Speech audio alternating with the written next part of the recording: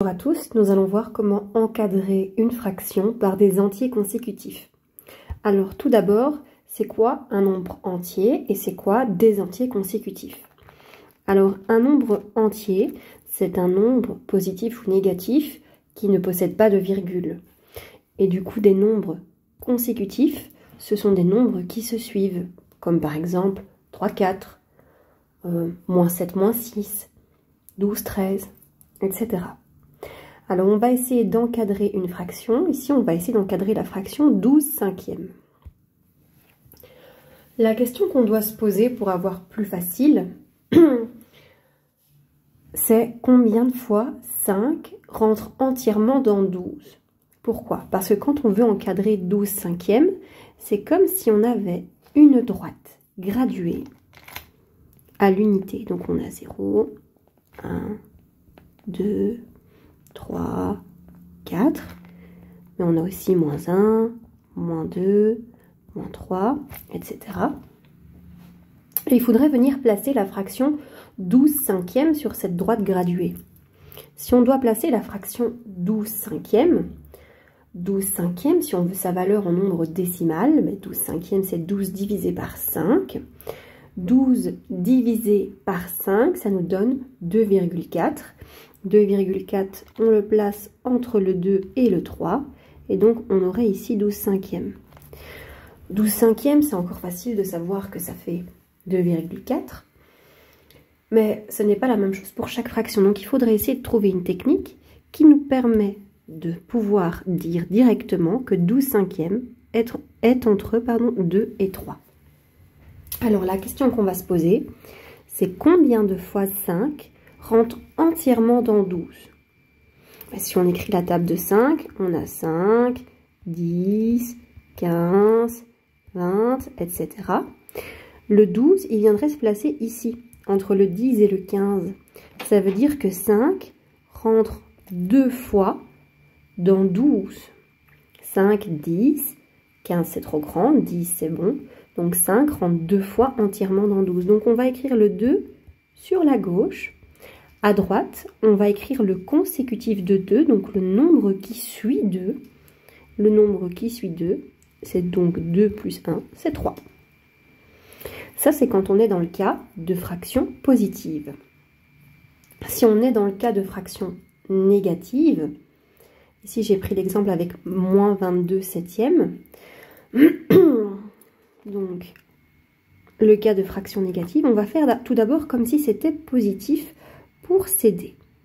22 septièmes, si je dois l'encadrer par des entiers consécutifs, on se pose donc la question combien de fois 7 rentre entièrement dans 22. 7, 14, 21, 7 rentre donc 3 fois entièrement dans 22. Donc à gauche, on va noter 3, à droite, on va noter 4. 4 étant le nombre qui suit 3. Si je veux donc placer 22 septièmes sur une droite graduée, on a le 0, 1, 2, 3, 4, 5. On a aussi de l'autre côté les négatifs, moins 1, moins 2, moins 3, moins 4, moins 5. Si je veux donc placer 22 septièmes, je le placerai entre le 3 et le 4.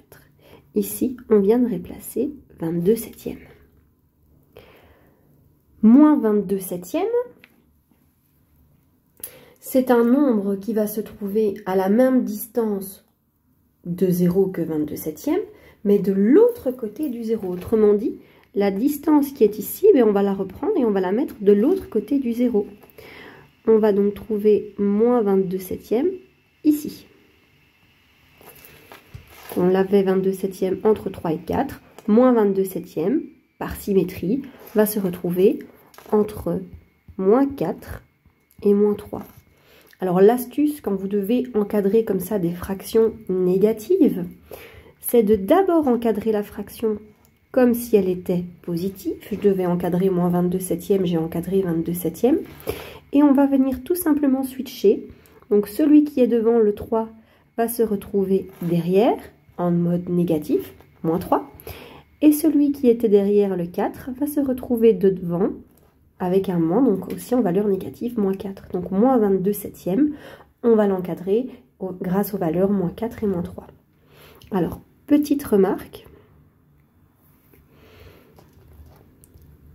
Si je reprends l'exemple de 12 cinquièmes, le 2, donc la valeur qui est devant, la valeur qui est plus petite que 12 cinquièmes, on va l'appeler valeur approchée par défaut.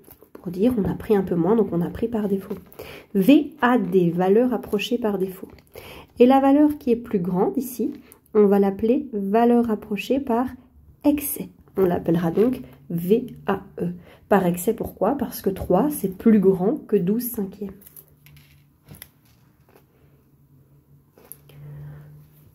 Faisons quelques exemples. Ici, nous devons encadrer la fraction 15 quarts. La question que l'on va se poser, c'est combien de fois 4 rentre entièrement dans 15? On peut faire la table de 4 sur le côté, si vous préférez. 4, 8, 12, 16. 16, c'est plus grand que 15. Donc, on constate que 4 rentre 3 fois entièrement dans 15. On écrit le 3 à gauche, on rajoute une unité pour trouver la valeur de droite, pour trouver la valeur approchée par excès. On fait la même chose pour 13 demi. 13 demi, mais on se pose la question, combien de fois 2 rentre entièrement dans 13? 2, 4, 6, 8, 10, 12, 14. 14, c'est trop grand. Donc, on va s'arrêter à 12. Ce qui nous donne du coup 6 pour la valeur approchée par défaut. On rajoute 1 à 6 pour trouver la valeur approchée par excès qui vaut 7. On fait la même chose avec 27 cinquièmes. On se pose la question, combien de fois 5 rentre entièrement dans 27? Il y rentre 5 fois, 5, 10, 15, 20, 25, donc il y rentre 5 fois entièrement. Le nombre qui suit 5, c'est 6. Donc 27 cinquièmes est encadré entre 5 et 6. Si maintenant je dois encadrer la fraction moins 12 dixièmes, comme on l'a fait précédemment, on va d'abord encadrer la fraction 12 dixièmes. Et on se pose la question, combien de fois 10 rentre entièrement dans 12? 10 rentre une fois dans 12. Le nombre qui suit 1, c'est 2. Donc, pour pouvoir encadrer moins 12 dixièmes, on va juste switcher les valeurs qui se trouvent ici à droite, le 1 et le 2. On va les switcher, on va les changer de place et on va mettre des moins devant. Donc, on va avoir moins 2, moins 1. Si on veut encadrer moins 1000 sur 150, on va encadrer 1000 sur 150. On se pose la question combien de fois 150 rentre dans 1000. Si c'est un peu plus compliqué pour vous, on peut écrire la table 250 sur le côté. Donc on a 150, 300, 450, 600, 750, pardon, 900, 1050. Donc dans 1000, on voit que 150 se placerait, on verrait que le 1000 se placerait ici, entre 900 et le 1050. Donc, ça veut dire que 150 rentre 1, 2, 3, 4, 5, 6 fois entièrement dans 1000. Donc, on va avoir le 6 à gauche et le 7 à droite. Pour pouvoir maintenant encadrer moins 1000 sur 150, on va switcher les valeurs et mettre un moins devant. Donc, on va avoir moins 7 et moins 6. Puis, il faut encadrer moins 1 millième. Donc, on va d'abord encadrer la fraction positive. 1 millième. Combien de fois 1000 rentre dans 1? 0, il ne rentre pas dans 1. Donc, 1 millième, ce serait une fraction entre 0 et 1. Même principe, on switch les valeurs et on met un moins devant. Donc, on va avoir moins 1 comme valeur approchée par défaut. Et on va avoir 0 comme valeur approchée par excès.